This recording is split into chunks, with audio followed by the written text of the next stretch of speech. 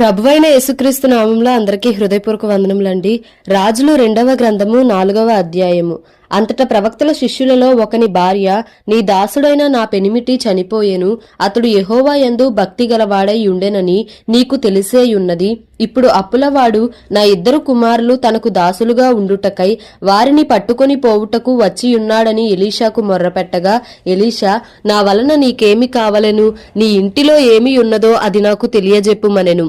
అందుకామె, నీ దాసురాలనైన నా ఇంటిలో నూనె కుండ ఒకటి ఉన్నది, అది తప్ప మరేమీయూ లేదనెను.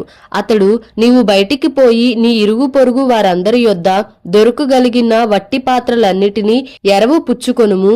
అప్పుడు నీవు నీ ఇంటిలోకి వచ్చి నీవును నీ కుమారులను లోపల నుండి తలుపు మూసి ఆ పాత్రలన్నిటిలో నూనె పోసి నిండినవి ఒక తట్టున ఉంచుమని ఆమెతో సెలవీయగా, ఆమె అతని యొద్ద నుండి పోయి తానును కుమారులను లోపల నుండి తలుపు మూసి కుమారులు తెచ్చిన పాత్రలలో నూనె పోసెను. పాత్రలన్నీయూ నిండిన తరువాత ఇంకా పాత్రలు తెమ్మని ఆమె తన కుమారునితో చెప్పగా వాడు మరేమీయూ లేవని చెప్పెను. అంతలో నూనె నిలిచిపోయెను. ఆమె దైవజనుడైన అతని యొద్దకు వచ్చి సంగతి తెలియజెప్పగా అతడు, నీవు పోయి ఆ నూనెను అమ్మి నీ అప్పు తీర్చి మిగిలిన దానితో నీవును నీ పిల్లలను బ్రతుకుడని ఆమెతో చెప్పెను. ఒక దినమందు ఎలీషా షూనేము పట్టణమునకు పోగా అచ్చట గనురాలైన ఒక స్త్రీ భోజనమునకు రమ్మని అతని బలవంతము చేసెను గనుక అతడు ఆ మార్గమున వచ్చినప్పుడల్లా ఆమె ఇంట భోజనము చేయుచూ వచ్చెను. కాగా ఆమె తన పెనిమిటిని చూచి, మన యొద్దకు వచ్చుచూ పోవుచున్నవాడు భక్తిగల దైవజనుడని నేనెరుగుదును. కావున మనము అతనికి గోడ మీద ఒక చిన్న గది కట్టించి అందులో అతని కొరకు మంచము, బల్ల, పీట, దీపస్తంభము నుంచుదము. అతడు మన యొద్దకు వచ్చినప్పుడెల్లా అందులో బస చేయవచ్చునని చెప్పెను. ఆ తరువాత అతడు అక్కడికి ఒకానొక దినమున వచ్చి ఆ గదిలో చొచ్చి అక్కడ పరుండెను. పిమ్మట అతడు తన దాసుడైన గెహజీని పిలిచి, ఈ షూనేమీయురాలిని పిలువమనగా వాడు ఆమెను పిలిచెను. ఆమె వచ్చి అతని ముందర నిలువబడినప్పుడు అతడు, నీవు ఇంత శ్రద్ధాభక్తులు మా యందు కనుపరిచితివి, నీకు నేనేమి చేయవలెను? రాజుతోనైనను సైన్యాధిపతితోనైనను నిన్ను గూర్చి నేను మాట్లాడవలనని కోరుచున్నావా అని అడుగుమని గెహజీకి ఆజ్ఞ ఇయ్యగా వాడు ఆ ప్రకారము ఆమెతో అనెను. అందుకామె, నేను నా స్వజనులలో కాపురం ఉన్నాననెను. ఎలీషా, ఆమె నేనేమీ చేయకోరుచున్నదని వాని నడుగగా గెహజీ, ఆమెకు కుమారుడు లేడు, మరియు ఆమె పెనిమిటి ముసలివాడని అతనితో చెప్పెను. అందుకతడు ఆమెను పిలువుమనగా వాడు ఆమెను పిలిచెను. ఆమె వచ్చి ద్వారమందు నిలువగా ఎలీషా, మరుసటి ఏటా ఈ ఋతువున నీ కౌగిట కుమారుడుండునని ఆమెతో అనెను. ఆమె ఆ మాట విని, దైవజనుడవైన నా ఏలినవాడా, అలాగు పలుకవద్దు, నీ దాసురాలనైన నాతో అబద్ధమాడవద్దనెను. పిమ్మట ఆ స్త్రీ గర్భవతి అయి మరుసటి ఏట ఎలీషా తనతో చెప్పిన కాలమున కుమారుని కనెను. ఆ బిడ్డ ఎదిగిన తరువాత ఒకనాడు కోత కోయువారి యొద్దనున్న తన తండ్రి దగ్గరకు పోయి అక్కడ ఉండగా వాడు, నా తల పోయెనే అని తన తండ్రితో చెప్పెను. అతడు వానిని ఎత్తుకొని తల్లి యొద్దకు తీసుకొని పొమ్మని పనివారిలో ఒకనికి చెప్పగా వాడు ఆ బాలుని ఎత్తుకొని వాని తల్లి యొద్దకు తీసుకొని పోయెను. పిల్లవాడు మధ్యాహ్నం వరకు తల్లి తొడమీద పండుకొని ఉండి చనిపోయెను. అప్పుడు ఆమె పిల్లవానిని దైవజనుని మంచము మీద పెట్టి తలుపు వేసి బయటికి వచ్చి, ఒక పనివానిని ఒక గాడిదను నా యొద్దకు పంపుము, నేను దైవజనుని యొద్దకు పోయి వచ్చేదనని తన పెనిమిటితో ఆమె అనగా అతడు, నేడు అమావాస్య కాదే, విశ్రాంతి దినము కాదే, అతని యొద్దకు ఎందుకు పోవుదువని అడుగగా ఆమె, నేను పోవుట మంచిదని చెప్పి గాడిదకు గంత కట్టించి తాను ఎక్కి తన పనివానితో, శీఘ్రముగా తోలుము, నేను నీకు సెలవిచ్చితేనే గాని నిమ్మలముగా తోలవద్దనెను. ఈ ప్రకారము ఆమె పోయి కర్మెలు పర్వతమందున్న ఆ దైవజనుని యొద్దకు వచ్చెను. దైవజనుడు దూరము నుండి ఆమెను చూచి, అదిగో ఆ షూనేమీయురాలు, నీవు ఆమెను ఎదుర్కొనుటకై పరుగున పోయి నీవును నీ పెనిమిటియు నీ బిడ్డయు సుఖముగా ఉన్నారా అని అడుగుమని తన పనివాడైన గెహజీతో చెప్పి పంపెను. అందుకామె సుఖముగా ఉన్నామని చెప్పెను. పిమ్మట ఆమె కొండ మీదనున్న దైవజనుని యొద్దకు వచ్చి అతని కాళ్ళు పట్టుకునెను. గెహజీ ఆమెను తోలివేయుటకు దగ్గరకు రాగా దైవజనుడు, ఆమె బహు వ్యాకులముగా ఉన్నది, యెహోవా ఆ సంగతి నాకు తెలియజేయక మరుగు చేసెను. ఆమె జోలికి పోవద్దని వానికి ఆజ్ఞ ఇచ్చెను. అప్పుడు ఆమె, కుమారుడు కావలనని నేను నా ఏలినవాడవైన నిన్ను అడిగితినా, నన్ను భ్రమ పెట్టవద్దని నేను చెప్పలేదా అని అతనితో మనవి చేయగా, అతడు, నీ నడుము బిగించుకొని నా దండమును చేత పట్టుకుని పొమ్ము. ఎవరైనను నీకు ఎదురు పడిన ఎడల వారికి నమస్కరింపవద్దు, ఎవరైనను నీకు నమస్కరించిన ఎడల వారికి ప్రతిమర్యాద చేయవద్దు. అక్కడికి పోయి నా దండమును ఆ బాలుని ముఖము మీద పెట్టుమని గెహజీకి ఆజ్ఞ ఇచ్చి పంపెను. తల్లి ఆ మాట విని, యెహోవా జీవము తోడు, నీ జీవము తోడు, నేను నిన్ను విడువనని చెప్పగా అతడు లేచి ఆమెతో కూడా పోయెను. గెహజీ వారికంటే ముందుగా పోయి ఆ దండమును బాలుని ముఖము మీద పెట్టెను గాని ఏ శబ్దమును రాకపోయెను. ఏమియూ వినవచ్చినట్టు కనబడలేదు గనుక వాడు ఎలీషాను ఎదుర్కొనవచ్చి బాలుడు మేలుకొనలేదని చెప్పెను. ఎలీషా ఆ ఇంట జొచ్చి బాలుడు మరణమయ్యుండి తన మంచము మీద పెట్టబడి ఉండుట చూచి తానే లోపలికి పోయి వారిద్దరే లోపల నుండగా తలుపు వేసి యెహోవాకు ప్రార్థన చేసి మంచము మీద ఎక్కి బిడ్డ మీద తన్ను చాచుకొని తన నోరు వాని నోటి మీదను తన కండ్లు వాని కండ్ల మీదను తన చేతులు వాని చేతుల మీదను ఉంచి బిడ్డ మీద పొడుగుగా పండుకొనగా ఆ బిడ్డ ఒంటికి వెట్ట పుట్టెను. తాను దిగి ఇంటిలో యువతల నుండి అవతలకు ఒకసారి తిరిగి నడిచి మరలా మంచము మీద ఎక్కి వాని మీద పొడుగుగా పండుకొనగా బిడ్డ 7 మార్లు తుమ్మి కండ్లు తెరచెను.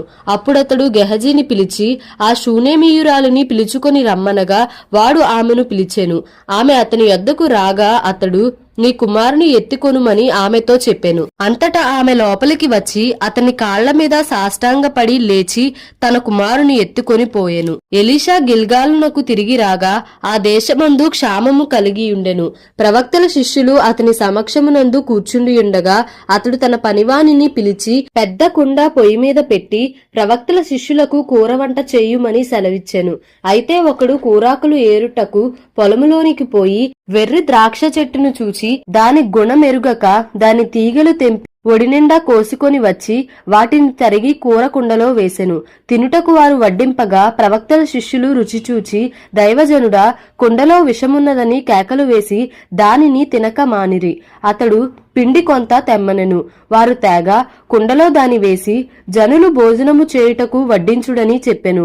వడ్డింపగా కుండలో మరి ఏ జబ్బు కనిపింపకపోయెను. మరియు ఒకడు బయల్ షాలిషా నుండి మొదటి పంట బాపతు యవల పిండితో చేయబడిన 20 రొట్టెలను క్రొత్త గోధుమ వెన్నులను కొన్ని పండ్లను తీసుకొని వచ్చి దైవజనుడైన అతనికి కానుకగా ఇయ్యగా అతడు జనులు భోజనము చేయుటకు దాని వడ్డించుమనెను.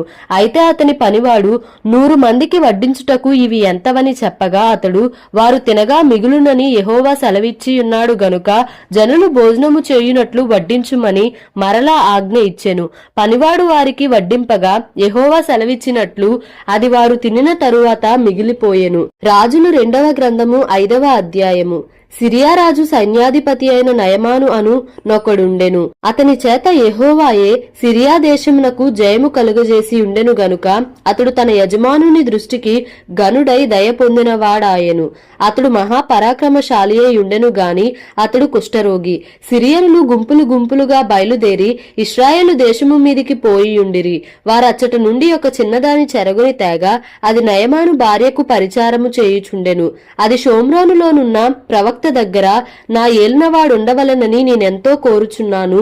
అతడు నా ఏలినవానికి కలిగిన కుష్ఠరోగమును బాగు చేయునని తన యజమానురాలితో అనెను. నయమాను రాజునొద్దకు పోయి ఇశ్రాయేలు దేశపు చిన్నది చెప్పిన మాటలను అతనికి తెలియజేయగా సిరియా రాజు, నేను ఇశ్రాయేలు రాజునకు దూత చేత పత్రిక పంపించెదనని ఆజ్ఞ ఇచ్చెను గనుక అతడు 20 మణుగుల వెండియు 1,20,000 రూపాయల బంగారును 10 దుస్తుల బట్టలను తీసుకొని పోయి ఇశ్రాయేలు రాజునకు పత్రికను అప్పగించెను. ఆ పత్రికలో ఉన్న సంగతి ఏదనగా, నా సేవకుడైన నయమానునకు కలిగిన కుష్ఠరోగమును నీవు బాగు చేయవలెనని ఈ పత్రికను అతని చేత నీకు పంపించియున్నాను. ఇశ్రాయేలు రాజు ఈ పత్రికను చదివి వస్త్రములు చింపుకొని చంపుటకును బ్రతికించుటకును నేను దేవుడనా, ఒకనికి కలిగిన కుష్ఠరోగమును మాన్పుమని నా యొద్దకు ఇతడు పంపుటయేమి? నాతో కలహమునకు కారణము అతడు ఎట్లు వెదుకుచున్నాడో మీరు ఆలోచించుడనెను. ఇశ్రాయేలు రాజు తన వస్త్రములను చింపుకొనిన సంగతి దైవజనుడు దైవజనుడైన ఎలీషాకు వినబడినప్పుడు అతడు, నీ వస్త్రములు నీవెందుకు చింపుకొంటివి? ఇశ్రాయేలులో ప్రవక్త ఒకడున్నాడని అతనికి తెలియబడినట్లు అతని నా యొద్దకు రానిమ్ము అని రాజునకు వర్తమానము చేసెను. నయమాను గుర్రములతోనూ రథములతోనూ వచ్చి ఎలీషా ఇంటి ద్వారము ముందర నిలిచియుండగా, ఎలీషా, నీవు యొర్దాను నదికి పోయి 7 మారులు స్నానము చేయుము, నీ ఒళ్ళు మరలా బాగై నీవు శుద్ధుడవగుదువని అతనితో చెప్పుటకు ఒక దూతను పంపెను. అందుకు నయమాను కోపము తెచ్చుకుని తిరిగిపోయి ఇట్లనెను, అతడు నా యొద్దకు వచ్చి నిలిచి తన దేవుడైన యెహోవా నామమును బట్టి తన చెయ్యి రోగముగా ఉన్న స్థలము మీద ఆడించి కుష్ఠరోగమును మాన్పునని నేననుకొంటిని. దమస్కు నదులైన అబానాయును ఫర్పరును ఇశ్రాయేలు దేశములోని నదులన్నిటికంటే శ్రేష్టమైనవి కావా? వాటిలో స్నానము చేసి శుద్ధి నొందలేనా అని అనుకుని రౌద్రుడై తిరిగి వెళ్లిపోయెను. అయితే అతని దాసులలో ఒకడు వచ్చి, నాయనా, ఆ ప్రవక్త ఏదైనా నాకు గొప్ప కార్యము చేయుమని నియమించిన ఎడల నీవు చేయకుందువా? అయితే స్నానము చేసి శుద్ధుడవు కమ్మను మాట దానికంటే మేలు కాదా అని చెప్పినప్పుడు అతడు పోయి దైవజనుడు చెప్పినట్లు యొర్దాను నదిలో 7 మారులు మునుగగా అతని దేహము పసిపిల్ల దేహము వలెనై అతడు శుద్ధుడాయెను. అప్పుడతడు తన పరివారముతో కూడా దైవజనుని దగ్గరకు తిరిగి వచ్చి అతని ముందర నిలిచి, చిత్తగించుము, ఇశ్రాయేలులోనున్న దేవుడు తప్ప లోకమంతటి అందును మరి ఒక దేవుడు లేడని నేను ఎరుగుదును. ఇప్పుడు నీవు నీ దాసుడనైనా నా యొద్ద బహుమానము తీసుకొనవలసినదని అతనితో చెప్పగా, ఎలీషా, ఎవని సన్నిధిని నేను నిలువబడి ఉన్నానో ఇశ్రాయేలు దేవుడైన ఆ యెహోవా జీవము తోడు నేనేమియూ తీసుకొనను అని చెప్పెను. నయమాను అతనిని ఎంతో బతిమాలినను అతడు ఒప్పకపోయెను. అప్పుడు యెహోవాకు తప్ప దహన బలినైనను మరి ఏ బలినైనను ఇతరమైన దేవతలకు నేనికను అర్పింపను. 2 కంచరగాడిదలు మోయుపాటి మన్ను నీ దాసుడనైన నాకు ఇప్పించకూడదా?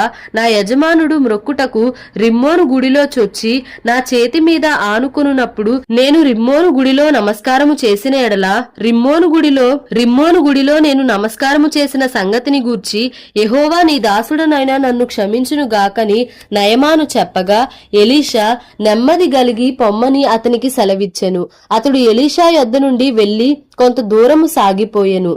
అంతట దైవజనుడైన ఎలీషాకు సేవకుడగు గెహజీ, సిరియనుడైన ఈ నయమాను తీసుకొని వచ్చిన వాటిని అంగీకరించుటకు నా యజమానునికి మనస్సు లేకపోయెను గాని యెహోవా జీవము తోడు నేను పరిగెత్తుకొని పోయి అతని కలిసికొని అతని యొద్ద ఏదైనను తీసుకొందుననుకొని నయమానును కలిసి కొనుటకై పోవుచుండగా, నయమాను తన వెనుక నుండి పరుగున వచ్చుచున్నవానిని చూచి తన రథము మీద నుండి దిగి వానిని ఎదుర్కొని, క్షేమమా అని అడిగెను. అతడు క్షేమమే అని చెప్పి, నా యజమానుడు నా చేత వర్తమానము పంపి ప్రవక్తల శిష్యులలో 2 యవనులు ఎఫ్రాయిము మన్యము నుండి నా యొద్దకు ఇప్పుడే వచ్చిరి గనుక నీవు వారి కొరకు 2 మనుగుల వెండియు 2 దుస్తుల బట్టలను దయచేయుమని సెలవిచ్చుచున్నాడనెను. అందుకు నయమాను, నీకు అనుకూలమైతే రెట్టింపు వెండి తీసుకొనుమని బతిమాలి 2 సంచులలో 4 మనుగుల వెండి కట్టి 2 దుస్తుల బట్టలనిచ్చి తన పనివారిలో 2 మీద వాటిని వేయగా వారు గెహజీ ముందర వాటిని మోసుకొని పోయిరి. మెట్ల దగ్గరకు వారు రాగానే వారి యొద్ద నుండి గెహజీ వాటిని తీసుకొని ఇంటిలో దాచి వారికి సెలవీయగా వారు వెళ్లిపోయిరి. అతడు లోపలికి పోయి తన యజమానుని ముందర నిలువగా ఎలీషా వానిని చూచి, గెహజీ, నీవెచ్చట నుండి వచ్చితివని అడిగినందుకు వాడు, నీ దాసుడనైన నేను ఎచ్చటికీ పోలేదనెను. అంతటా ఎలీషా వానితో, ఆ మనుషుడు తన రథము దిగి నిన్ను ఎదుర్కొనుటకు తిరిగి వచ్చినప్పుడు నా మనస్సు నీతో కూడా రాలేదా? ద్రవ్యమును వస్త్రములను ఒలివ చెట్ల తోటలను ద్రాక్ష తోటలను గొర్రెలను ఎడ్లను దాసదాసీలను సంపాదించుకొనుటకు ఇది సమయమా? కాబట్టి నయమానుకు కలిగిన కుష్టు నీకును నీ సంతతికిని సర్వకాలము అంటియుండును అని చెప్పగా వాడు మంచువలే తెల్లనైన కుష్ఠము గలిగి ఎలీషా ఎదుటి నుండి బయటికి వెళ్ళెను. రాజులు 2వ గ్రంథము 6వ అధ్యాయము. అంతట ప్రవక్తల శిష్యులు ఎలీషా యొద్దకు వచ్చి, ఇదిగో నీ యొద్ద మాకున్న స్థలము ఇరుకుగానున్నది. నీ సెలవైతే మేము యొర్దాను నదికి పోయి తల యొక్క మ్రాను అచ్చట నుండి తెచ్చుకొని మరి ఒక చోట నివాసము కట్టుకొందుమని మనవి చేయగా అతడు వెళ్ళుడని ప్రత్యుత్తరమిచ్చెను. ఒకడు, దయచేసి నీ దాసులమైన మాతో కూడా నీవు రావాలనని కోరగా అతడు, నేను వచ్చెదనని చెప్పి వారితో కూడా పోయెను. వారు యొర్దానుకు వచ్చి మ్రానులు నరుకుచుండిరి. ఒకడు దూలము నరుకుచున్నప్పుడు గొడ్డలి ఊడి నీటిలో పడిపోగా వాడు, అయ్యో నా ఏలినవాడా, అది ఎరవు తెచ్చినదని మొర్రపెట్టెను గనుక ఆ దైవజనుడు అదెక్కడ పడెనని అడిగెను. వాడు అతనికి ఆ స్థలమును చూపింపగా అతడు కొమ్మయొకటి నరికి నీళ్లలో వేయగా గొడ్డలి తేలెను. అతడు దానిని పట్టుకొనుమని వానితో చెప్పగా వాడు తన చెయ్యి చాపి దానిని పట్టుకునెను. సిరియారాజు ఇశ్రాయేలుతో యుద్ధము చేయవలెనని కోరి తన సేవకులతో ఆలోచన చేసి ఫలాని స్థలమందు మన దండుపేట ఉంచుదుమని చెప్పెను. అయితే ఆ దైవజనుడు ఇశ్రాయేలు రాజునకు వర్తమానము పంపి, ఫలాని స్థలమునకు నీవు పోవద్దు, అచ్చటికి సిరియన్లు వచ్చి దిగియున్నారని తెలియజేసెను గనుక ఇశ్రాయేలు రాజు దైవజనుడు తనకు తెలిపి హెచ్చరిక చేసిన స్థలమునకు పంపి సంగతి తెలిసికొని తన వారిని రక్షించుకొనెను. ఇలాగూ మాటిమాటికి జరుగుచూ వచ్చినందున సిరియారాజు కల్లోలపడి తన సేవకులను పిలిచి, మనలో ఇశ్రాయేలు రాజు పక్షము వహించిన వారెవరైనది మాకు తెలియజెప్పరాదా అని వారినడుగగా అతని సేవకులలో ఒకడు, రాజవైన నా ఎల్నవాడా, ఇశ్రాయేలు రాజు పక్షమున ఎవరునూ లేరుగాని ఇశ్రాయేలులోనున్న ప్రవక్తయగు ఎలీషా మీ అంతఃపురమందు మీరు అనుకునిన మాటలు ఇశ్రాయేలు రాజునకు తెలియజేయుననెను. అందుకు రాజు, మేము మనుషులను పంపి అతని తెప్పించున్నట్లు నీవు వెళ్లి అతడుండు చోటు చూచి రమ్ము అని సెలవీయగా అతడు దోతానులో ఉన్నాడని వర్తమానము వచ్చెను. కాబట్టి రాజు అచ్చటికి గుర్రములను రథములను గొప్ప సైన్యమును పంపెను. వారు రాత్రివేళ వచ్చి నలుదిశలను పట్టణంను చుట్టుకొనగా దైవజనుడైన అతని పనివాడు పెందలకడ లేచి బయటికి వచ్చినప్పుడు గుర్రములను రథములను గల సైన్యము పట్టణంను చుట్టుకొనియుండుట కనబడెను.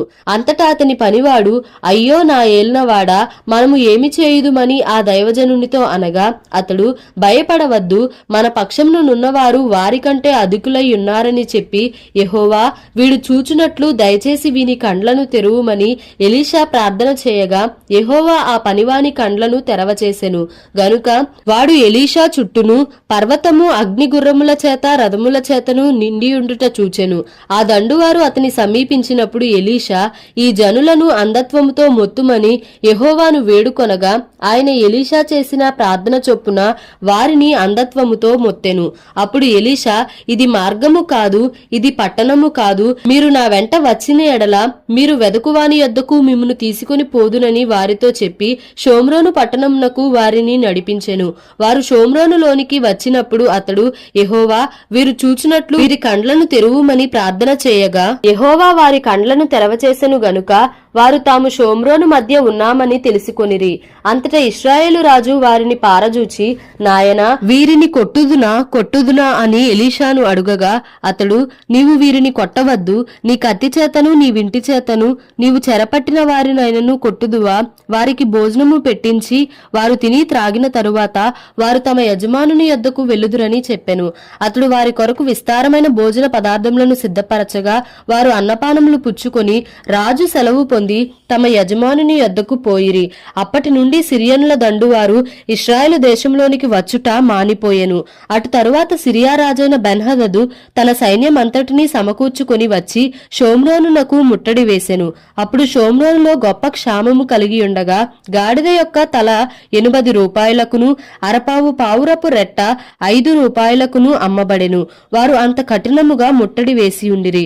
అంతటా ఇశ్రాయేలు రాజు పట్టణపు ప్రాకారము మీద సంచారము చేయగా ఒక స్త్రీ రాజును చూచి, రాజవైన నా ఏలినవాడా, సహాయము చేయుమని కేకలు వేయుట విని, యెహోవా నీకు సహాయము చేయనిది నేనెక్కడ నుండి నీకు సహాయము చేయుదును?